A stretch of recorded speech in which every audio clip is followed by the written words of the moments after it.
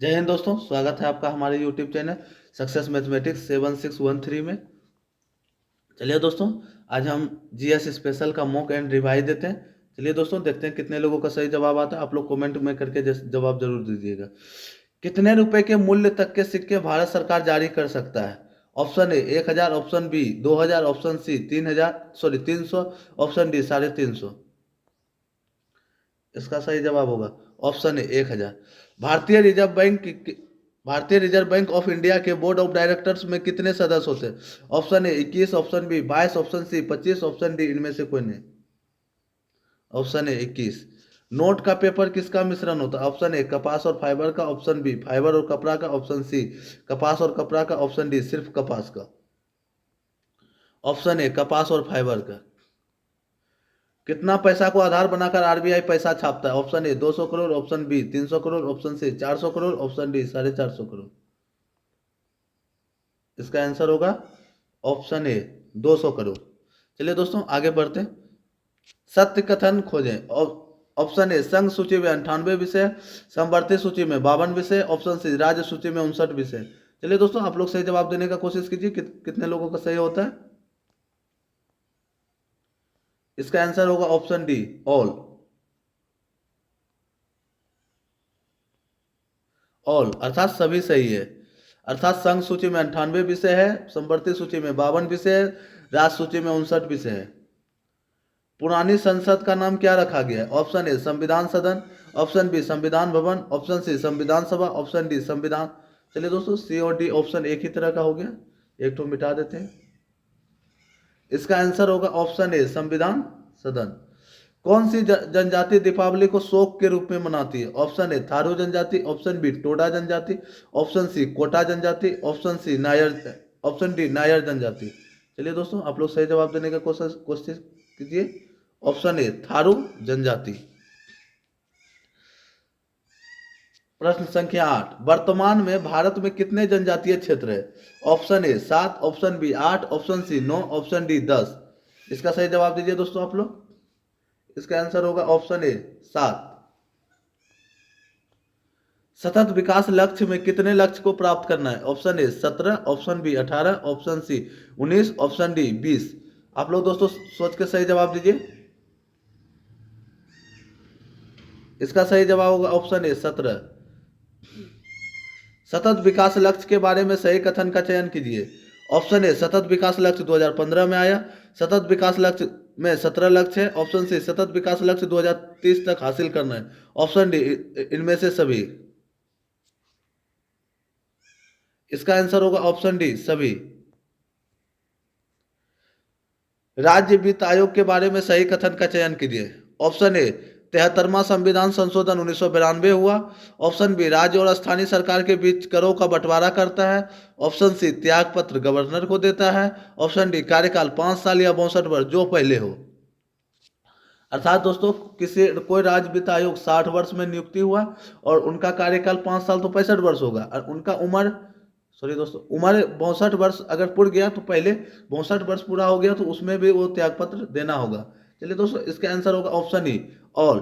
जितने भी साथी ने बीपीएससी या मतलब बड़े एग्जाम दिए होंगे उसमें जानते होंगे कि इस तरह का प्रश्न आते हैं। यहाँ तक कि दरोगा में भी इसी तरह का इस बार प्रश्न देखने को मिला।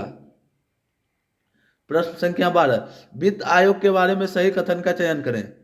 अनुच्छेद 280 में वित्त आयोग के बारे में बात की गई है। एक अध्यक्ष और 4 सदस्य होते हैं, कार्यकाल 5 साल या 65 वर्ष का होता है। प्रथम वित्त आयोग केसी नियोगी थे, और ऑप्शन ई ऑल सभी सही है। चलिए दोस्तों, आप लोग सोच के जवाब दीजिए, हम जवाब देते हैं, फिर से आंसर बताते हैं आप लोग को। Option E all. अर्थात दोस्तों, अनुच्छेद 280 के बारे में सभी जानते हैं, और थोड़ा ये बी नंबर ऑप्शन थोड़ा अलग टाइप का है कि एक अध्यक्ष और 4 सदस्य होते हैं। ये बहुत कम लोग को मालूम होगा कि इसमें कितना अध्यक्ष कितना सदस्य होते हैं। चलिए दोस्तों, आगे बढ़ते हैं।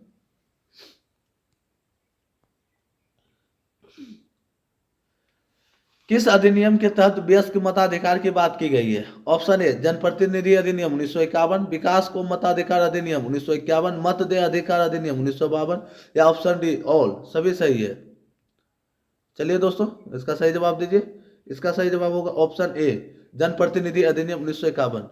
बहुत से दोस्तों कंफ्यूज हो जाएंगे ऑप्शन सी देख के, क्योंकि ऑप्शन सी हाईलाइटेड हो गया है, लेकिन आंसर सही होगा ऑप्शन ए, जनप्रतिनिधि अधिनियम 1951। चुनाव आयोग के कार्य के बारे में सही कथन का चयन करें। ऑप्शन ए, आचार संहिता जारी करता है। योग्यता के मामले में राष्ट्रपति को सूचना देता है, अर्थात कि यहाँ योग्यता इनका होगा दोस्तों लोकसभा और राज्यसभा के सदस्य को। ऑप्शन सी, क्षेत्रीय पार्टी और राष्ट्र पार्टी का दर्जा देता है। Option D, all. सभी सही है। चलिए दोस्तों, आप लोग सही जवाब देने का कोशिश कीजिए। इसका आंसर होगा ऑप्शन डी, ऑल। चुनाव आयोग और राज्य चुनाव आयोग के बारे में सही कथन का चयन करें। चुनाव आयोग के बारे में अनुच्छेद 324 में दिया गया है। चुनाव चुनाव आयोग का अर्थ होगा दोस्तों सेंट्रल का चुनाव, मतलब जो केंद्रीय चुनाव आयोग है उसके बारे में, और राज्य चुनाव आयोग के बारे में तो लिखा ही गया है। चुनाव आयोग के बारे में 324 में दिया गया। चुनाव आयोग के बारे में भाग 15 में दिया गया। राज्य चुनाव आयोग का भाग 9 तथा अनुसूची 11 में दिया गया है। ऑप्शन डी सॉरी दोस्तों, अनुच्छेद 243 में, अनुच्छेद 243 का यहाँ दोस्तों के होगा, ये हिंदी में लिखा गया के में राज्य चुनाव आयोग के बारे में बात की गई है। और ऑप्शन ई, ऑल, अर्थात सभी सही है। अर्थात इसका आंसर होगा ऑप्शन ई, ऑल, सभी सही है। अर्थात चुनाव आयोग के बारे में अनुच्छेद 324 में दिया गया है, बिल्कुल सही है। चुनाव आयोग के बारे में भाग 15 में दिया गया है, बिल्कुल सही है। राज्य चुनाव आयोग का भाग 9 तथा अनुसूची 11 में दिया गया है, बिल्कुल सही है। ऑप्शन डी, अनुच्छेद 243 के में राज्य चुनाव आयोग के बारे में बात की गई, ये भी बिल्कुल सही है। किस कमेटी की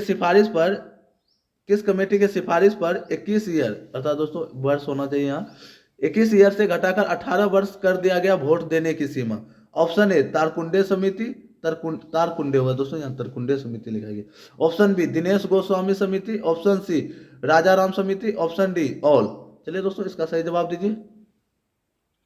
इसका आंसर होगा ऑप्शन ए, तारकुंडे समिति। ऑप्शन बी के बारे में थोड़ा सा हम लोग दोस्तों जानते हैं। दिनेश गोस्वामी समिति के सिफारिश पर ही पहली बार ईवीएम का प्रयोग किया गया। EVM, electronic voting machine. अगला प्रश्न है दोस्तों, न्यायिक पुनरावलोकन के बारे में सही कथन का चयन कीजिए। ऑप्शन ए, न्यायिक पुनरावलोकन अमेरिका से लिया गया है। ऑप्शन बी, संविधान में वर्णित नहीं है। ऑप्शन सी, अनुच्छेद 32 के तहत सुप्रीम कोर्ट तथा आर्टिकल 13 के तहत हाईकोर्ट न्याय पुनरावलोकन अवलोकन करता है। Option D, all. दोस्तों हमको लग रहा है कि वर्णित नहीं है, एक जगह होगा है, नहीं नहीं हो सकता, क्योंकि जो नहीं है उसके बारे में अनुच्छेद में नहीं दिया गया होगा। इसका आंसर होगा ऑप्शन डी, ऑल। एक बार दोस्तों आप लोग सही से कमेंट में जवाब दीजिएगा 17 का।